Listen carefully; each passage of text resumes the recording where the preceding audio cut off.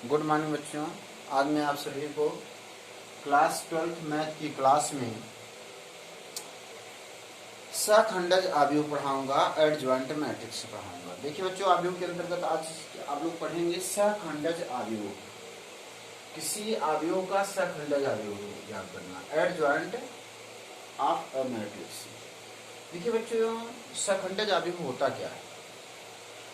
ठीक, किसी वर्ग आव्यूह के अवयवों के सखंडों से बने आव्यूह के परिवर्त आव्यूह को उस वर्ग आव्यूह का सखंडज आव्यूह कहते हैं। क्या होता है? किसी वर्ग आव्यूह के, जो परिभाषा होती है इसकी, किसी वर्ग आव्यूह के अवयवों, किसी वर्ग आव्यूह के अवयवों के सखंडों, अवयवों के सखंडों से बने आव्यूह के परिवर्त आव्यूह,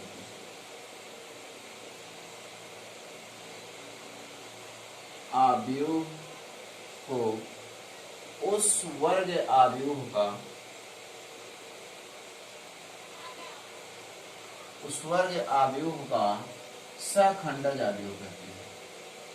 सखंडज आव्यूह कहते हैं।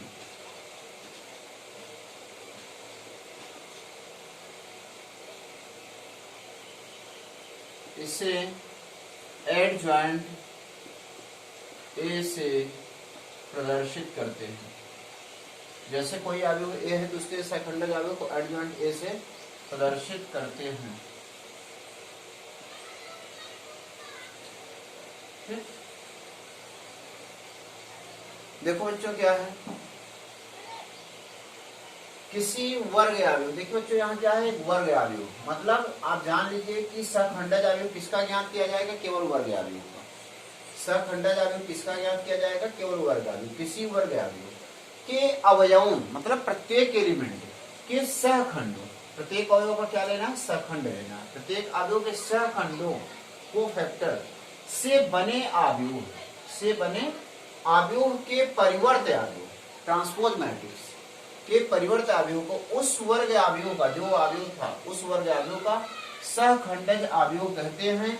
इसे एडजॉइंट ए, एडजॉइंट ए से प्रदर्शित करते हैं। इसे एडजॉइंट ए से प्रदर्शित करते हैं। जैसे आइए मैं कोई क्वेश्चन लेता हूं, जैसे एग्जांपल के तौर पर मैं ले लूं, यहाँ चलिए इसका मैं एडजॉइंट ले लेता हूं। मान लेता हूं यहाँ देखिए क्वेश्चन है आपका 1 2 3 4, 1 2 3 4 का सखंडज आव्यूह। देखिए पहले एक एक अवयव का हम सखंड लें, तो सखंड लेंगे। अभी आव्यूह हमारा क्या है? ए स्क्वायर, आव्यूह ए स्क्वायर।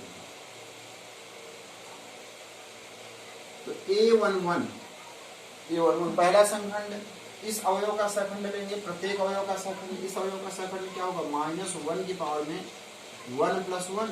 यहाँ क्या होता है? M11। इसके बाद क्या होता है? M11, मतलब इसका उपसार लिख देते हैं। यही तो फार्मूला होता है। A11 बराबर -1 की पावर में 1 + 1 और M11। यहाँ 11 है तो यहाँ 11। अब देखो -1 की पावर 1 1 2 घात है तो इसका मान धनात्मक होता है। M11 का मान होगा, देखो M11 का मान यहाँ क्या आएगा समझिएगा। 1 1 मतलब पहली पंक्ति पहले स्तंभ, ये पहली पंक्ति और ये पहला स्तंभ छोड़ दे क्या बचेगा? केवल 4 बचा। तो 4 को केवल डायरेक्ट 4 लिख दो, या सारणी में 4 लिखोगे जिसका मान 4 ही आएगा तो इसको डायरेक्ट आप 4 लिख दो। ये क्या हो गया? +4, प्लस चिन्ह लिखा रह जाता। इसका मान क्या हो गया बच्चों? 4 हो गया। देखिए प्लस हो गया, इसका मान हो गया 4, तो इसका मान हो गया केवल +4। ऐसे निकाल देते हैं पूरा। अब देखो इसके बाद हम लिखेंगे A12, तो -1 की पावर में 1 + 2, यहाँ होगा M12। तो -1 पर 1 और 2, क्या 1 + 2 कितना हो गया? 3। -1 पर विषम घात है जिसका मान ऋणात्मक। और M12 का मतलब देखो क्या हो गया? M12 पहली पंक्ति और दूसरे स्तंभ को छोड़ना है। पहली पंक्ति और दूसरे स्तंभ को छोड़ देना है। पहली पंक्ति को छोड़ देना है, दूसरे स्तंभ। तो क्या मिला? केवल 3 मिला। तो 3 सारणी का मान, इसका कितना मान होगा? केवल 3 होगा। तो माइनस चिन्ह क्या हो गया है? -3। क्या हो जाएगा बच्चों? -3।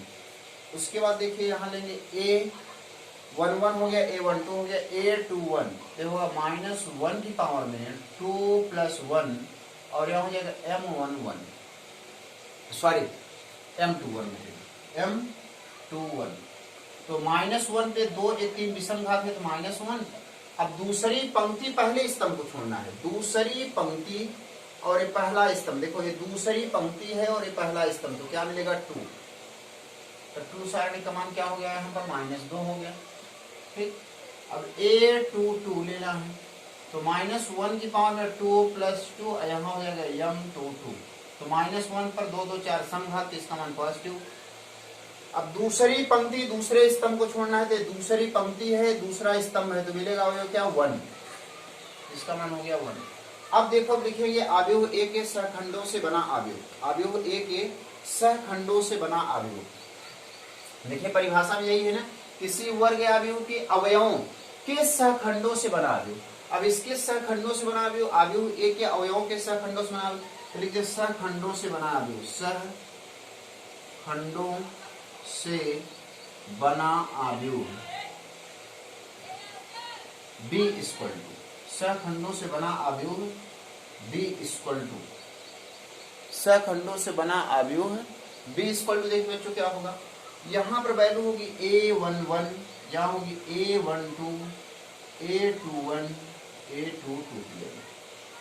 ठीक, अब इसकी वैल्यू मैं रख दूं तो A11 का मान है 4, A12 का मान है -3, A21 का मान है -2, A22 का मान है 1। अब देखो, अब एड ज्वाइंट A बराबर होता है, अब एड ज्वाइंट A = होता है B', सहखंडों से बने अवयव का परिवर्त अवयव। देखो बच्चों हम बताऊं, किसी वर्ग अवयव के अवयव के सहखंडों से बने अवयव का परिवर्त अवयव के परिवर्त अवयव, तो सहखंडों से बना अवयव B था, अब इसका ट्रांसपोर्ट मैट्रिक्स लेंगे अर्थात इसका परिवर्त अवयव लेंगे, इसका डैश लेंगे, तो जो एक डैश मिलेगा वही अवयव A का क्या होगा, एड ज्वाइंट A होगा, सहखंडज अवयव होगा। तो ये बच्चों है सहखंडज अवयव, सहखंडज अवयव को एड ज्वाइंट A से दिखाते हैं, तो एड ज्वाइंट A क्या होगा, इसके सहखंडों से बने अवयव का क्या होगा, परिवर्त अवयव होगा, तो एड ज्वाइंट A बराबर होगा B', क्या होगा बच्चों B' होगा, तो एड ज्वाइंट A बराबर लिख दो B'।